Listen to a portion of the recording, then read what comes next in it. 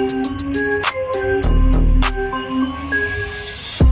ញុំចូលចិត្តប្រើសេវែនព្រោះតែខ្ញុំចូលចិត្តលេងក្លែនព្រោះខ្ញុំស្រឡាញ់ស្រីចូលចិត្តលេងហ្គេមព្រោះរូបអូនចូលចិត្ត Mobile Legends